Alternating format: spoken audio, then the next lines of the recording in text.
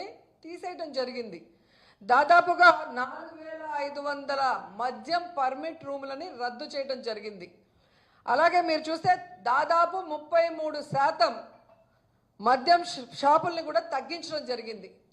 ఒక్క డిస్టిలరీకి కూడా పర్మిషన్ మనం ఇచ్చింది లేదు. ఇది కాకుండా మద్యం ప్రభుత్వమే అమ్ముతూ టైంని కూడా కుదించి ఏ విధంగా ప్రజలు మద్యానికి బానిస కాకుండా చూసుకున్నామో మీ అందరికీ తెలుసు. అలాంటిది మద్యం ప్రభుత్వం అమ్మితే లంచాలు వస్తాయా, ప్రైవేట్ వాళ్ళు అమ్మితే లంచాలు వస్తాయా? అంటే ఏ విధంగా మిథున్ రెడ్డి అనే వ్యక్తి ఈరోజు లోక్సభలో ఫ్లోర్ లీడర్గా ఉండి తెలుగుదేశం కూటమి ప్రభుత్వం చేస్తున్న తప్పుల్ని దోపిడిని ఎత్తి చూపిస్తున్నారు కాబట్టి అతన్ని రౌండప్ చేసి ఇతన్ని అరెస్ట్ చేసి భయపెట్టాలి అని ఒక కుట్ర పన్ని ఏ విధంగా దొంగ సాక్ష్యాల్ని వాటి అనుగుణంగా తీసుకొచ్చి ఈరోజు విచారణ పేరుతో మీరు హ్యూమిలేట్ చేయడం నిజం కాదా అని అడుగుతున్నాను. అసలు మిథున్ రెడ్డికి లిక్కర్కి ఏం సంబంధం?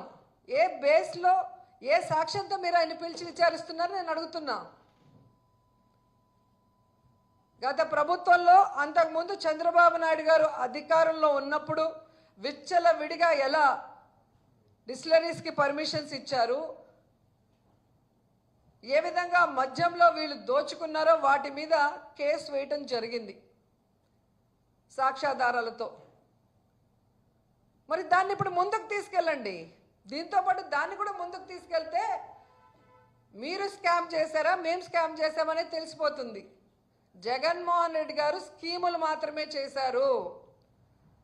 ప్రజలకు అవసరమైన బటన్లు నొక్కారు.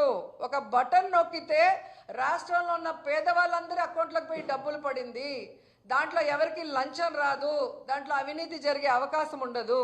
కానీ చంద్రబాబు నాయుడు ఇచ్చిన హామీలు ఏవి బటన్లు నొక్కకుండా కేవలం రాజధాని పేరుతో 1,00,000 కోట్ల పైగా దాంట్లో పెట్టి ఈరోజు దోచుకునే కార్యక్రమంతో ఏ విధంగా జ్యుడిషియల్ ప్రివ్యూ రద్దు చేసి రివర్స్ టెండరింగ్ రద్దు చేసి మొబిలైజేషన్ ఫండ్తో ముందుకు వెళ్తున్నాడో చిన్నపిల్లోడిని అడిగినా కూడా చెప్పే పరిస్థితి ఉంది. కాబట్టి ఈరోజు ఎవరో ఏదో చెప్పేస్తే జనాలు నమ్మే పరిస్థితి లేదు. ఈ ప్రభుత్వం వచ్చాక దాదాపుగా 9% అమ్మకాలు పెరిగాయి. మళ్ళా పొట్టగొడుగుల్లాగా ఏ విధంగా బెల్ట్ షాపులు పుట్టుకొచ్చాయి. స్కూల్ లేదు, గుడి లేదు, రెసిడెన్షియల్ ఏరియా లేదు, విచ్చల విడిగా ఎక్కడ పెడితే అక్కడ బెల్ట్ షాపులు పెట్టి తాగిన వాళ్ళు ఆడవాళ్ళని ఏ విధంగా రేపులు చేస్తూ వాళ్ళ మీద దాడులు చేస్తూ ఈ మధ్యలోనే ఎంతమంది మీద కత్తి దాడులు జరిగాయి మనమే చూసాం. ఎన్ని గృహంలో పిల్లల మీద దాడులు జరిగాయి మనం చూసాం. నిన్న నగిరిలో విజయపురంలో ఎస్సీ కాలనీలో దూరి పాపం జనాల్ని కొట్టారు తాగేసి వాళ్ళు. కేసు పెడితే టీడీపీ వాళ్ళది షాపు కాబట్టి వాళ్ళని లోపల కూర్చోబెట్టుకొని మా వాళ్ళని బయట పెడతారు. ఇదే జరుగుతుంది. ఎక్కడ లిక్కర్ షాపులు ఇచ్చారో